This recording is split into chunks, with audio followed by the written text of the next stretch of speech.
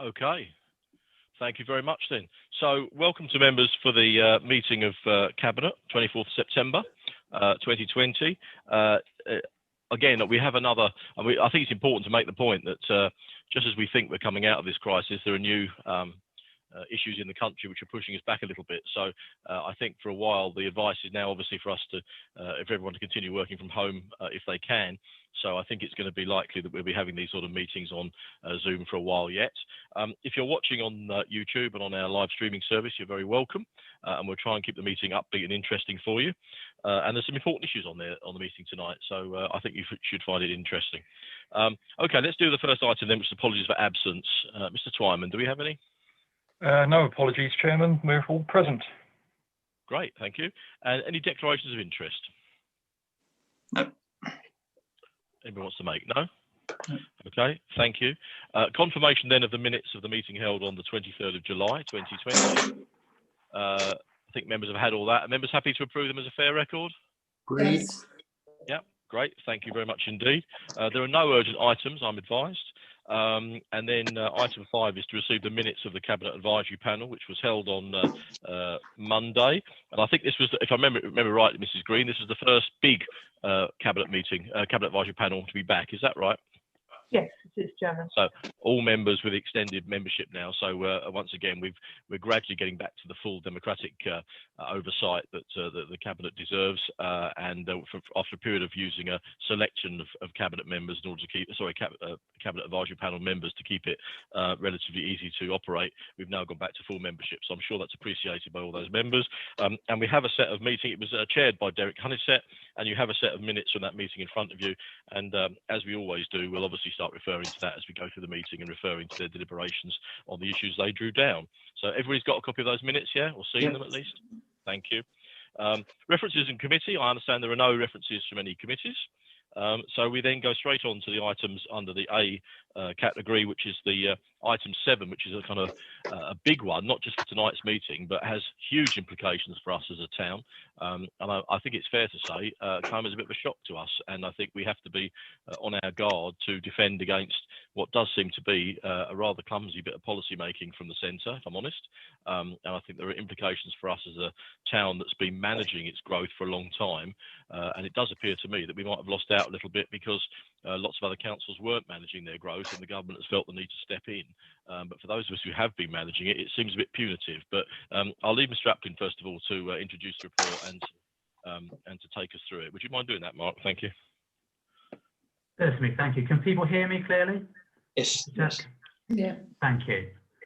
Right, this is a consultation that includes various proposals, but particularly in relation to our housing target that would apply in planning.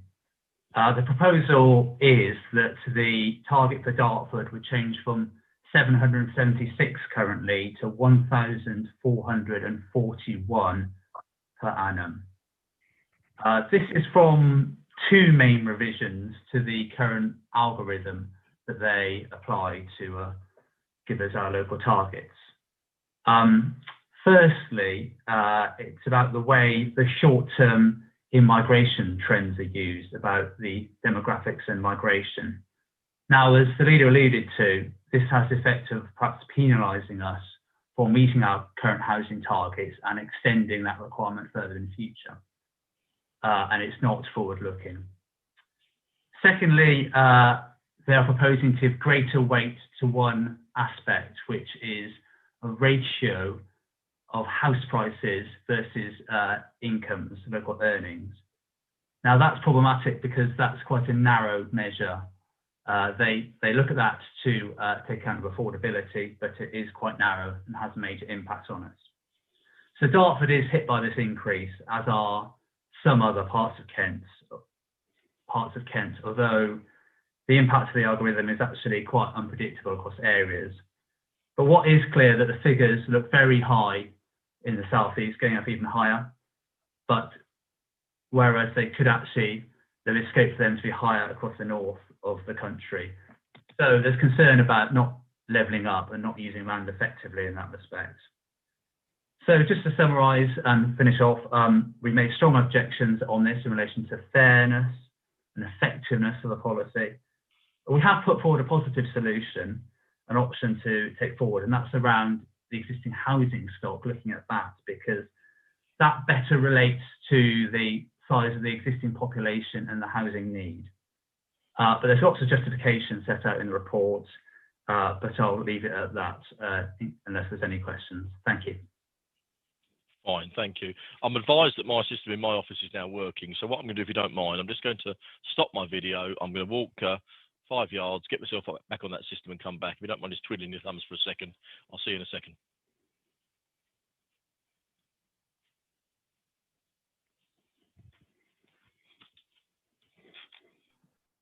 Sorry, Mark, can I ask one quick question? Sorry, Mark? Please do, yep. You say you use an algorithm, which is all very well and good, but where do they actually look at Dartford and say, well, you can put these houses here or there? Or is it just... No, it comes up with a figure, and then it's up to us how we have to deal with that.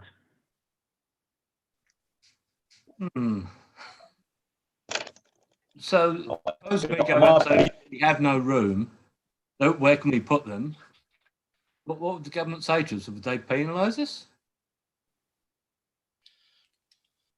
Yes, we have to pick this up through the local plan process. It isn't legally binding, but there are major obligations on us if we're going to get our plan through about showing how that potential shortfall would be addressed, where that would go. So it has a major impact on how we sort out our local plan, and in turn, the knock-on in terms of planning applications and how robust we can be in defending ourselves on appeal and so on.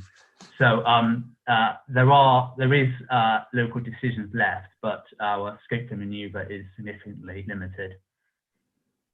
Well, the issue I think we must say is that I think it's quite right for us to receive. Can you hear me all right now?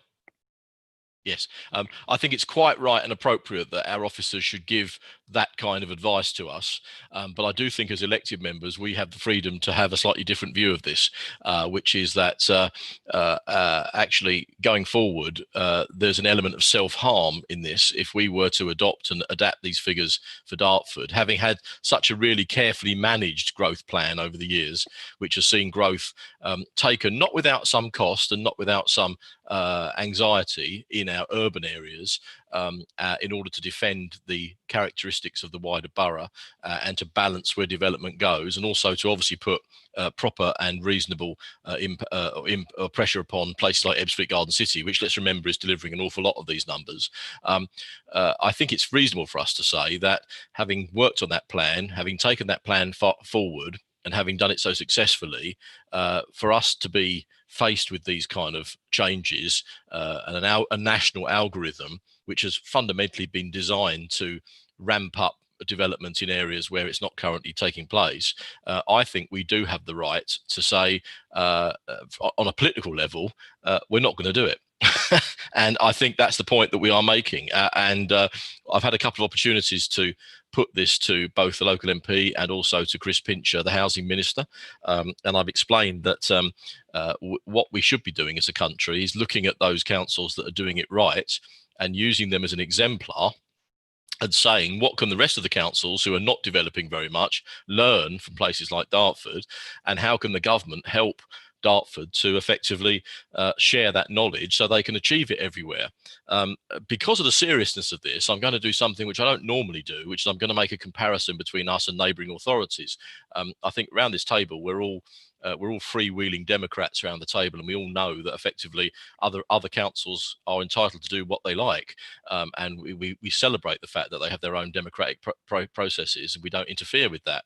But it's not unreasonable for us to draw a comparison between what's happening to a neighbouring authority like Gravesham, where delivery of housing over a period of time has not been very high, and where now what we've seen as a result of that and this algorithm, their housing number, to put it crudely, has been reduced.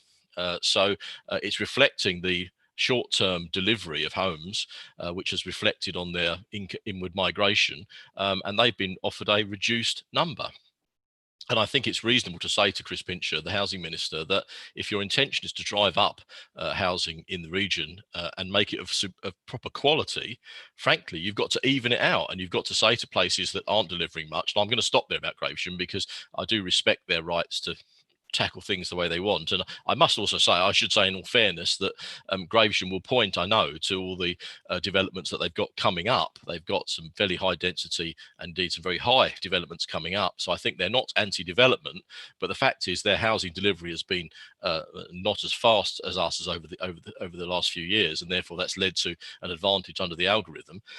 I think we have to point out to Mr. Pincher, that really, that simply isn't fair, and we're not going to accept it, and we're not going to have it. And we're going to, if necessary, we will have to start adopting some different regimes inside our development and our planning work, because the one thing that I don't think any of us want to do is to see any drop in quality in housing.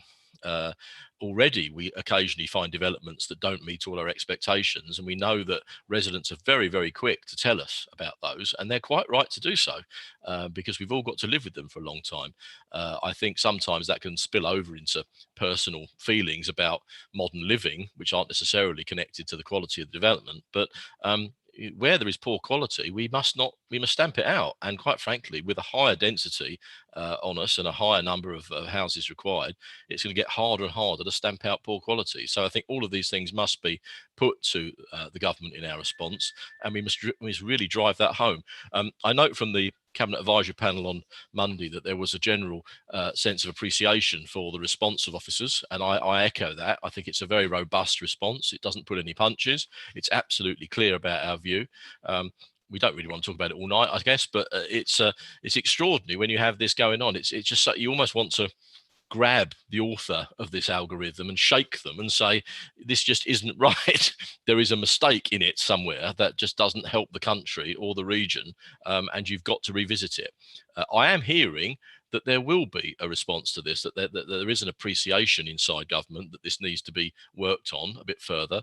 But of course, that's not enough for us. We want certainty quickly, don't we? But I'll open it. Are there any other questions? But I think it's important to put that marker down for the officers present. We're not for one moment. We're very appreciative of the very straightforward legal and proper planning guidance advice we receive from our officers. But I do want to draw a line in the sand and say that we as elected members have a slightly different perspective and a slightly different responsibility in this debate, and we have to protect our community from bad rules, and I think that's what we will do. And of course our officers will go on delivering exactly what we need to do legally, but I do think there are ways that we can make it clear to the government that we can either go into this enthusiastically or we can go into it unenthusiastically. And if you go into it unenthusiastically, then I think things will slow down.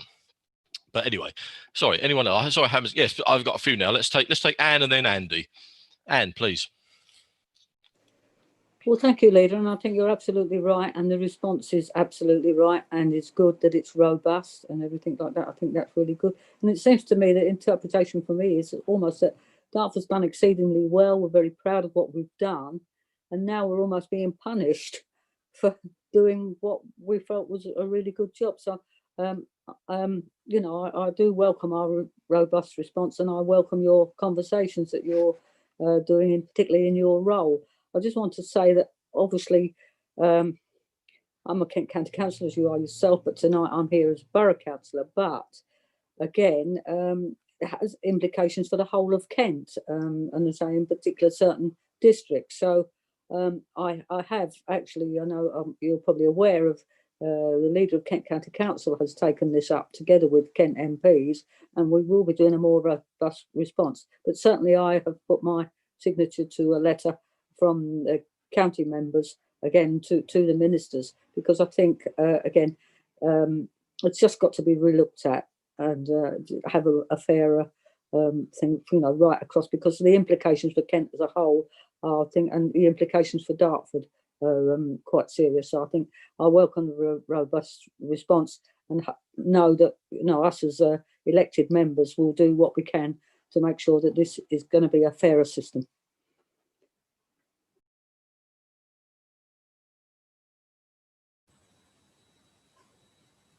Andy, sorry. Okay, yeah, thank you, Leader. First off, I'd like to sort of thank the officers for putting together a very well argued paper and laying it out for us very well. I'm not a planning expert, but even I was able to understand this and the unfairness of the arguments that were made or that have come up with the requirements. Obviously, the cheap shot here is clearly we borrowed someone from the education department that should go back to the examining board, as the government seems to be getting their algorithms wrong everywhere at the moment. I think I agree with the overall substantive points of everything that's been put here and definitely what you have said. I'd like to emphasise, if I may, the points that have been made coming out from obviously 3.5, which is this affordability algorithm, but 3.15, and then in our response about COVID. We are a commuter town, and up to now, the demand for growth in this area has partly been led by an increased demand for people working in London and for commuter facilities. With what's been going on recently and this surge to work from home, why would someone want to spend an awful lot of money on a flat next to the station when they could buy something much larger for the same price outside of London and the London commuter belt, where they can have their own home office? So what I'm trying to suggest by that is that you can't use the past to project the future here. I don't know whether it's going to change. I don't know whether this is a temporary arrangement, but certainly the argument has been made by many people that the work from home solution will be a much larger feature in the future, and therefore London is going to collapse in its demand, and Dartford will suffer as a result. Our housing need, we are likely to be overstocked if we're not careful, and we'll be overstocked with houses that nobody wants. So my suggestion is that we beef up that element of our response to suggest that even the long-term nature, this is the wrong time to make a long-term projection on housing needs based upon the past, when the requirement was for someone like us to provide commuter housing, which I don't think will be there in the future. I'm sorry to say, but I think that's true. Okay, thank you. I agree with the theoretical principles there, but I do think that, frankly, the straightforward market intervenes, and also where there are houses that are available very close to a major capital city, there are always going to be takers for them. I don't think we'll ever have empty housing, but I think the issue really is whether or not it's fair to put that in an algorithm as demand. I think that's the case. I mean, I think houses that are built will always be sold in Dartford because it's a very attractive environment, and actually it's a very nice town. I mean, it's interesting. I know people who live here who are seeing this development feel a little, sometimes it's jarring to see the growth, but it's interesting when you talk to people who have recently moved here, how attractive they find the town and how very different and more rural they find it. And I think it's about the changing nature of, as I said before, sometimes you have people almost complaining about the way people live now rather than individual towns or anything. But I do agree with the principle. It would be very, very unfortunate if what we're doing is effectively got a false premise inside the algorithm and then being forced to meet that false premise. So I absolutely agree. Mr. Aplin, I think you are probably dreading anybody coming up with a significant extra need for comment, because my understanding is this has to be given in by midnight tonight. Have I got that right or wrong? We've got a few days on this one. The next okay. cabinet It's meeting. The next one, is it? That's more will be immediate. Yeah. Fine. Okay. Well, in that case, next week, I think. Okay. In that case, you can have your evening back. Thank you very much. So fine. Okay. Was there anyone else on this who wanted to say anything before we move on? Yeah, I mean, let me conclude then by saying I think this is a battle actually we can win. The extent to which we win it will remain to be seen, because I think government ministers and government advisors do understand that when you create an algorithm, you do find extremes at either end where the algorithm simply falls apart and produces, I think what Prime Minister said, mutant results. And I think we are one of those mutant results. And I think therefore, in the face of it, we will either win it through a revision, or we will win it through an argument through the courts, well, not through the courts, but through our presentation in terms of suggesting this is why we don't regard it as compulsory, and we'll put the case within our planning regime as to why, frankly, we can't reach it. But there are implications. Mr. Aptin said I would much rather have a housing figure that we can all aspire to and buy into than have one that we're constantly fighting and wrestling with. That's not good for anybody. So I think, but once again, I can just repeat my thanks to members of the planning team for the way in which they've dealt with a robust response. I know it's not familiar territory to be writing kind of horrible letters back to the government, but I think in this case we had the grounds to do so, and I think our response is measured based on evidence, and I think it's absolutely right. So thank you very much. Could you take that back to everyone who worked on the response, because I think it's very important we got this right, and I think we have. Okay.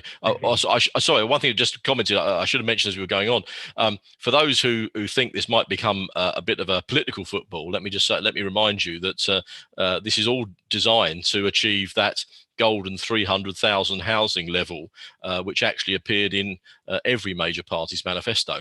So this is not something which I think is would not have been encountered with the promises of any party that stood in the election in or the last two elections actually. House building undoubtedly is an issue. It's a question of where you put it and to make sure you do it equitably, and most importantly to make sure the quality is there and the infrastructure is there. I think that's the issue. But just don't allow any don't fall for any crude analysis about this. The 300,000 figure is exactly what other parties were trying to deliver to. Okay, anyone else on this, or can we move on? Cool, thank you very much indeed. Next item then is we need to formally approve that. Members happy to approve the sending of that response? Thank you very much. Next item then is the parking services. Sorry, is it that one? Yes, the parking services annual report. Mrs. Green, are you just going to quickly introduce this for us? I can do, Chairman. As you have said, this is Parking Services report. It's intended to be informative and a reasonably easy read. It is for public consumption, and we will put it on our website for members of the public to read. It takes them through the journey, I guess, of how the service works, who indeed provides the service. There's a little bit of a pen picture for all the various parts of the service. It explains the whys, the wherefores. It gives some guidance on particular issues around PCNs. It explains the type of issues that people may encompass, appeals, etc. And it gives some stats for people to have a look at in terms of the numbers of tickets, number of PCNs that have been issued, and the finances underpinning the service. As you would expect, oh sorry, I should have just checked that everybody has received the amended version, which picks up the typos that were on the last page. Thank you. Cabinet Advisory Panel was broadly happy with the report, but as you would expect, would like it to include even more information next time. And there was also some discussion about whether or not members could perhaps get some interim stats, perhaps either quarterly or 6 monthly, in terms of the numbers of PCNs issued in particular areas of the council. So officers will look at that and see what we can provide for members.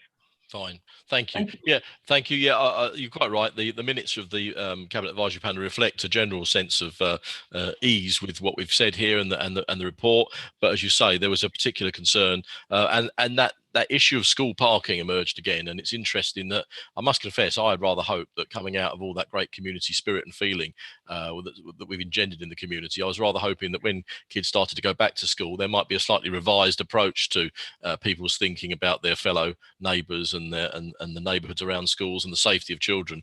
I'm rather depressingly, we're starting to see all the bad habits returning in some places. Some of them are down, of course, to the geography of schools. It's not easy sometimes to take schools that were built in the 50s and 60s with very, very tight road patterns around them and make that work for the modern volumes of people, both at the school and with cars. But even so, I can't think that anybody would willingly put young lives at risk by driving badly. But there must be something going on in the psyche which causes people to do exactly that in the mornings and afternoons. And I think we've got to tackle it. I do have a great deal of sympathy for members who talk about wanting stats about enforcement figures around schools, but I do just make the point that an enforcement notice is really a failure. It's a failure of, first of all, people's common decency in terms of doing the right thing in their cars. And secondly, it's a failure of policy, if I'm honest with you, about, we ought to be trying to find some other way to do it. And this is proving to be a very tough nut to crack, persuading parents and others to park safely and reasonably around schools. There is something that's going on that just causes people to just behave rather badly, actually. And I think the other thing, I won't go into all the detail, but I know Mrs. Green will just nod and say this is right, that our officers sometimes, when they are on scene, are subjected to the most appalling abuse from people.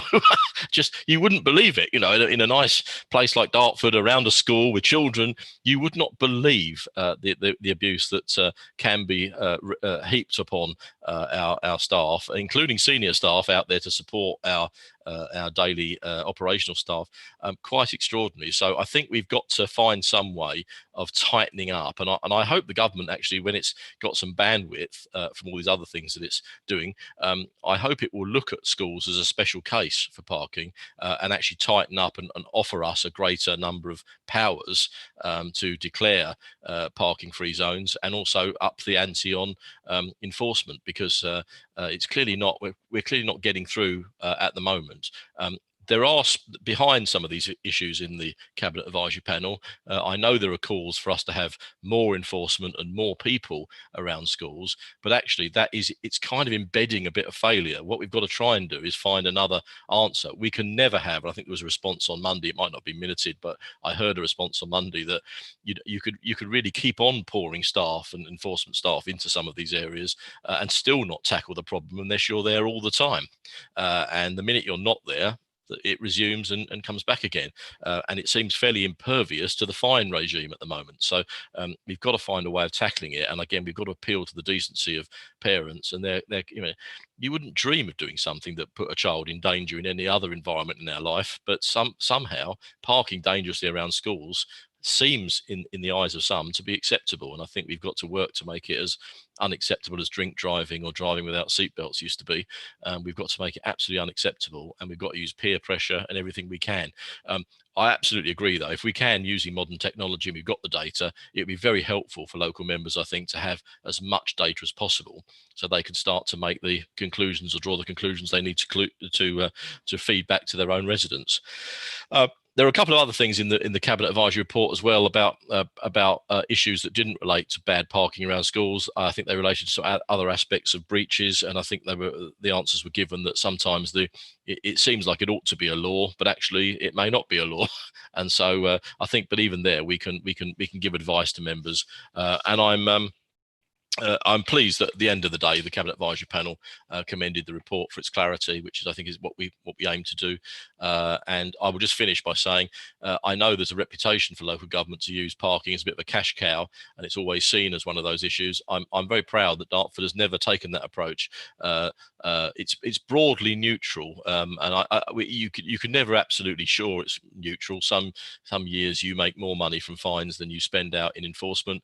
Other years you make less, and I think fundamentally, Mrs. Green, we're still in that position, aren't we, where this has never been a major driver of revenue for the council. It's really one of managing the parking scene in Dartford properly for the benefit of our residents and our users, and also for the benefit of motorists. That's kind of right, isn't it? We're not. There's been no shift in our policies to drive up revenue through parking, has there? Absolutely not, Chairman. And I think that was demonstrated very well by our response to the pandemic.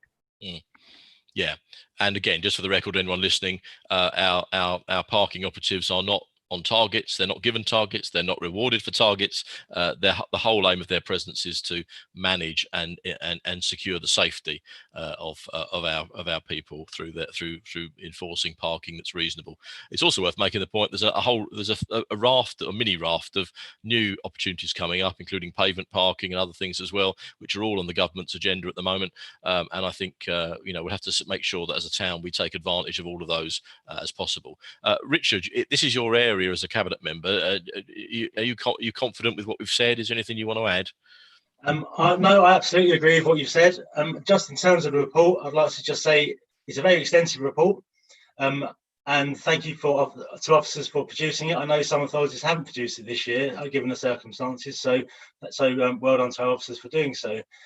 I would add that we do have an excellent parking management team in Dartford, but it's also a fair and a balanced one. It's not all about enforcement, and I think we provide a quality service with our car parking. Our charges certainly aren't excessive, and it's good to see mentioned in this report of things like electric car charging and cashless payments, the latter of which I understand from meeting from JTB the other day that is something which is going very well. It's been a great success so far.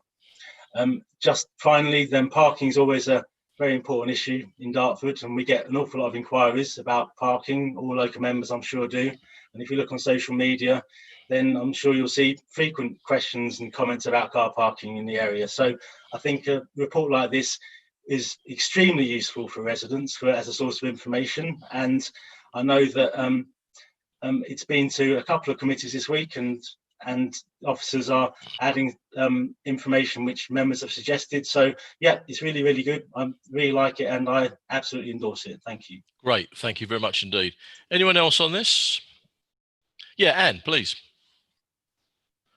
Just to say that there was quite an extensive debate earlier this week at the Joint Transportation Board, and it was very much welcomed, and a good report, as Richard said. Touching on the thing about school safety again, that was an issue.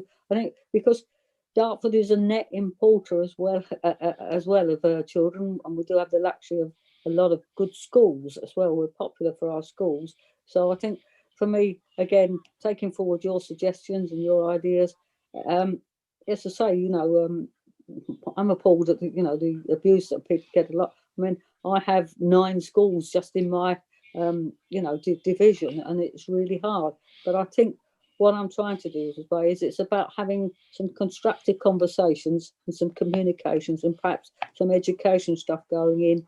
And I mean, the teachers of the schools have said to me they're appalled at the abuse that they get and what they witness when they go outside the gates and see it, and they're very upset. So I think, again, it might be just a little bit more communication, conversations, and a bit of education, and we can try and reinforce it. But remember that, again, we are a net importer, and it's not always all the people from Dartford who are doing it. It might be just others, the way that they're driving in. We all know that it's not so bad in the mornings as people driving in the afternoon and then wanting to get their parking space and sit there for half an hour doing other things, blocking people's driveways. So I think, as I say, it's always going to be an issue. We're never going to resolve it. But actually, if we can keep communicating and having conversations, we might be able to do something towards it. But again, your idea as leader of how we might be able to do this, I welcome that. I know there's some constructive work going on with the Safer to Schools things. Sure. Although I want to be frank about that, the Safer to Schools working group has been fantastic in terms of its conversations, fantastic in terms of its ideas. But even we, with all that work and resource and people around the table, you cannot possibly override bad parking as an epidemic. And I'm sorry to make that rather crass consideration at the moment, but if there are people who are just intent upon parking badly around schools, it's almost unbelievable, and it's very difficult to find solutions to it other than more enforcement. And I think that's probably, unfortunately, where we're going to head. But we'll try the communication, and we'll try to get people to do the right thing as a first step. Okay, so I think this was about. Oh, sorry, Anne, did you want to come in? Sorry, it takes a while to unmute. I suppose as the money guy, I ought to say that I totally support your view, that we shouldn't be using this as a cash cow, and I'm really pleased that we don't. I that is really evidenced over the COVID-19 time. I know that's beyond the timescale for this report, but I think when we look at this next year, we will see that we have, we waived most enforcement through that time, and we actually supported residents as they were staying at home and had more parking on street. I was interested. I read the Cabinet Advisory Panel report. I'm afraid I didn't see it, so therefore maybe I'm taking something out of context. But I wasn't very happy with a comment which seemed to suggest that the more enforcement there was, the more tickets we hand out, that's a good thing. I don't think it is. I actually support the view that that you've made there, which is we want our officers to get traffic moving and to encourage good behaviour, not to slow traffic down by clamping them and enforcing and giving them loads of tickets. So I definitely support what you've said, and if it helps everyone else from a financial perspective, I'd rather we got our money from somewhere else. Yeah, and we just got the traffic flowing. Thank you very much, sir. Sure. It has to be a balance, of course. And I think for some, enforcement is the right. I mean, getting that 40 quid wake up call might be the answer for some. But as I say, at the moment, I think it's more a case of trying to get people's behaviour to change. And there's lots of areas of our activity as a council where you could keep on throwing enforcement resource at it. But actually, that doesn't create a better community at all. It just creates a more one where there are more enforcement officers around. And I think the answer really is to tackle the root of the problem, which is people's behaviour and getting that right. So thank you. Okay, I think we're just asked to note, record and approve this. Are members happy to do that with this report? With our thanks to the authors. Okay, thank you. Item 9 is a related but separate issue relating to the prioritisation and the investigation of reported parking issues and how we address them through parking management schemes. This is really an important piece of work because we are a small council without the huge resources that lots of councils have got to be able to spend money on lots of parking schemes. So we have to do so in a precision way, surgical way, rather than simply just say yes to loads and loads of schemes.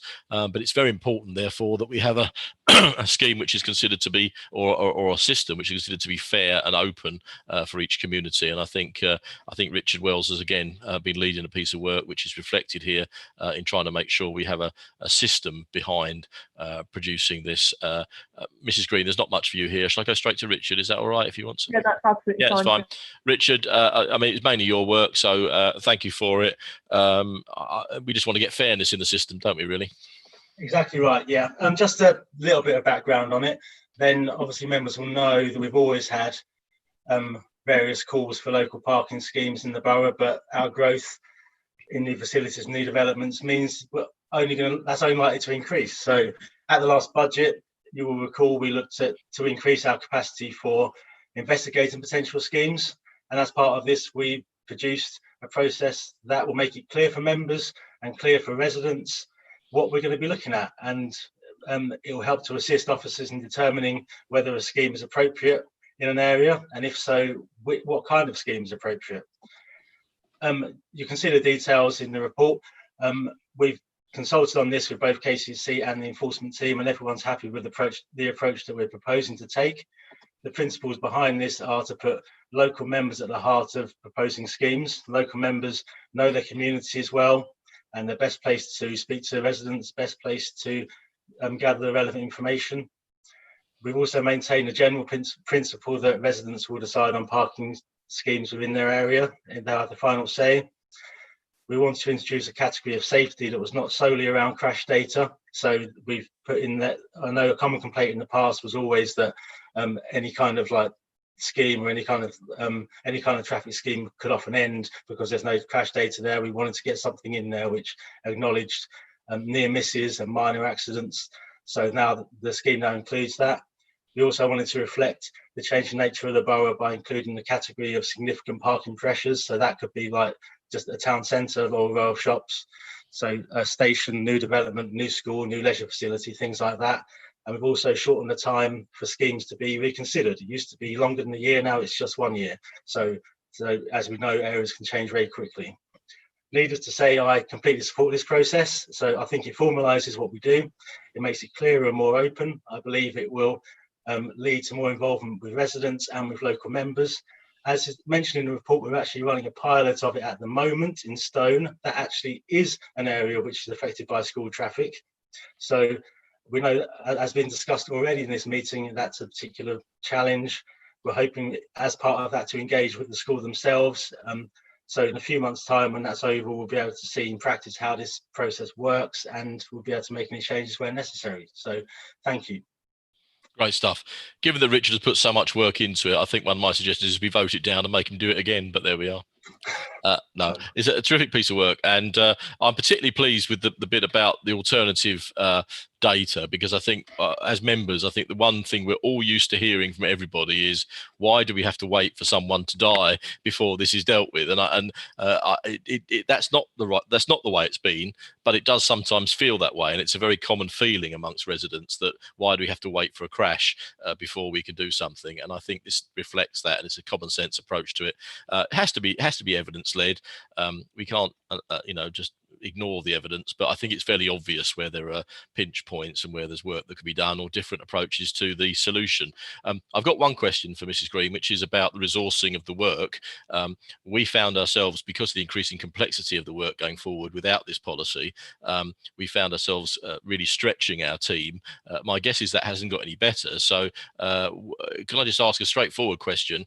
If we needed to get extra resource from another function, another source, I mean a private company to help us, or a consultancy to help us, we could do that if the case merited it. Is that right?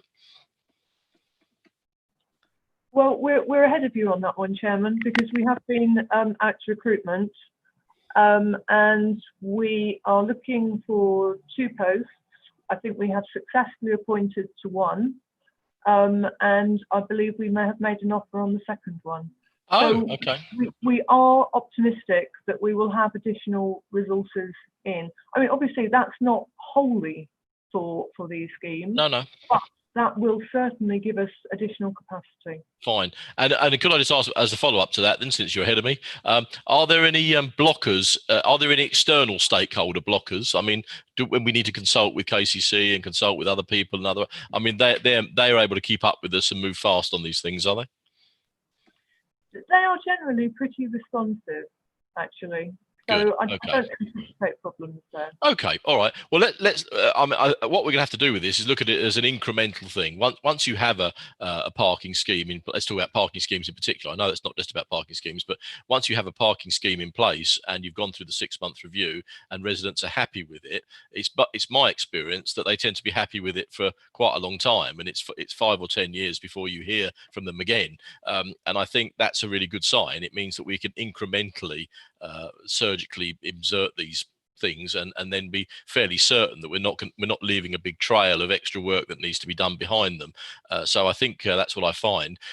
But I will repeat that for anyone who thinks it's not controversial to help people with parking schemes, I can tell you, I think I've been involved. I must have been involved in about 10 or 15 of them now, and they are all a bit like the Brexit vote. They all go 48-52 in my experience.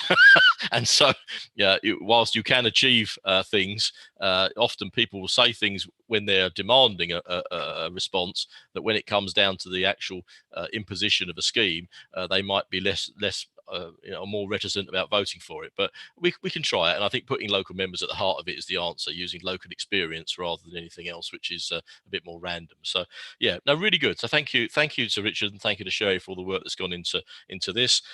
This, I guess, needs approval. So are members happy to approve this? Yeah. Great, thank you very much indeed. On then to our item 10, which is the Town Centre Public Space Protection Order, the PSPO.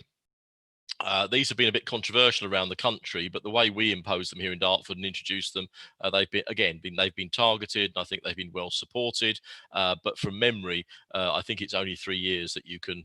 Is it compulsory 3 years? You can't do any more than 3 years, or is it just we chose 3 years? It's compulsory. Yeah. So you can only have them in place for 3 years, and so we have a really important one in the town centre which is up for renewal. It's gone very quickly.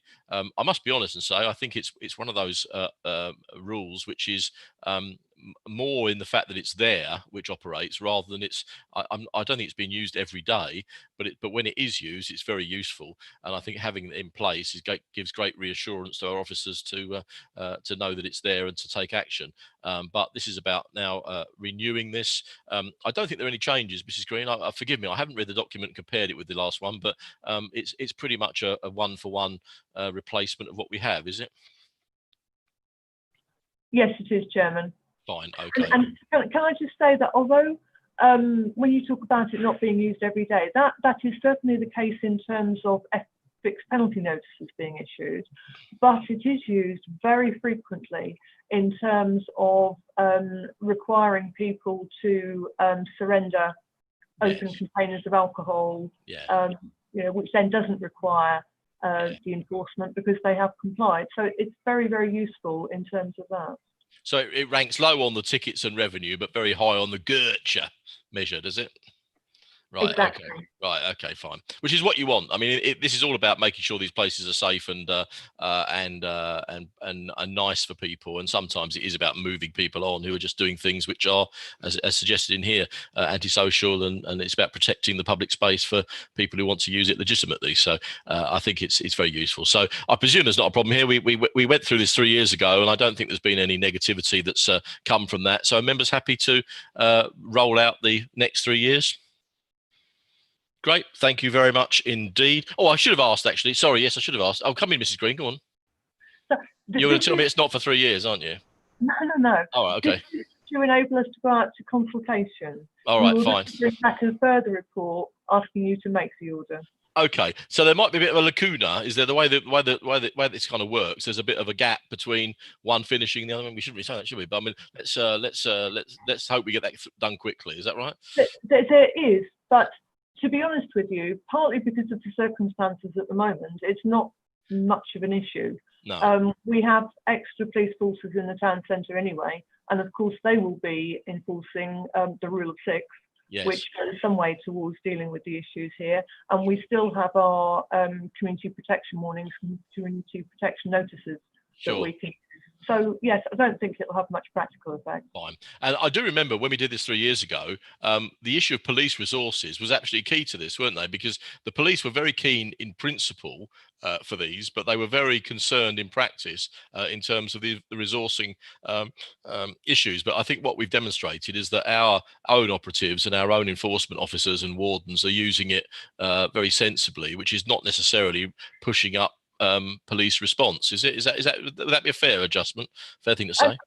That's certainly fair during the day and can be the case during the early evenings. Obviously, once you get into the late night economy, then really is the preserve of police. Yeah, but the existence of the PSPO isn't creating a whole wave of actions that wouldn't otherwise have been taken, is it? It's just supporting what the police would otherwise have done and giving them a little bit more in their armoury. Yeah. That's correct, Chairman. Fine. Okay, great. Thank you. Fine. Okay. Well, thank you for that. I think we got the approval for that. Next item up is we're on to C items now. So it's the local government and social care ombudsman annual review letter. This is, I mean, just a reminder before we go into this, I think our head count in this borough now is about 106,000 souls, and we serve them pretty much every day in some form or another, certainly through our waste and refuse and our parks. We're serving tens of thousands every day with active service, and we're there responsible for 106,000 others all the time. And of course, during the course of that, we will undoubtedly encounter people that either they're not happy with our service, or frankly, we fall over sometimes and don't deliver the right service to them. And I think the Ombudsman is there to ensure that we're all kept on the straight and narrow. And every year they produce a letter outlining where we are. It's very difficult because of the tiny levels of the actual tiny number of figures. It's very difficult to look at percentages because the percentages can vary wildly. We could be like 60% up one year because we've had 2 more complaints. But Mrs. Green, do you want to quickly just take us through it? Oh, is it you? No. It's Sarah, actually. So sorry. Oh, blimey. I should get used to this. Thank you, Chairman. So as you said, this report sets out the Ombudsman's annual review letter. In the first instance, if a member of the public has got a complaint against the way they've been dealt with by the council, then they will come through our corporate complaints procedure. And as you said, we'll try and put our hands up if we have done something wrong and learn from that. And we'll try and deal with all complaints fairly and effectively and rectify the problem as we can. But if they're still unhappy, then they've got the right to go to the Ombudsman. And where the Ombudsman feels that there's a case to be answered, then they will investigate. An Appendix B to the report sets out those cases that have been referred to the Ombudsman. You'll see in most cases the Ombudsman's decided not to investigate. That could be because they haven't gone through the proper council complaints procedure, or there isn't enough information, or they feel that the council's responded effectively and there's nothing so that they can add. But of those cases they did investigate, they upheld 4 out of 5. But as you've already pointed out, there's so many services we deliver, so many interactions we're having over the course of the year, it's difficult to judge that as a percentage. But I think the important message is that where they have made recommendations, in 100% of cases, we have implemented those recommendations. So I think it's fair to say that we do try and learn from our complaints and make necessary adjustments to our processes. Just for transparency, because somebody watching this on YouTube might not have access to all our reports. Just for transparency, can you just give us a précis of the numbers? It was 5 that went through to investigation. Is that right? That's right. There were 5 that they investigated, 4 of which they upheld.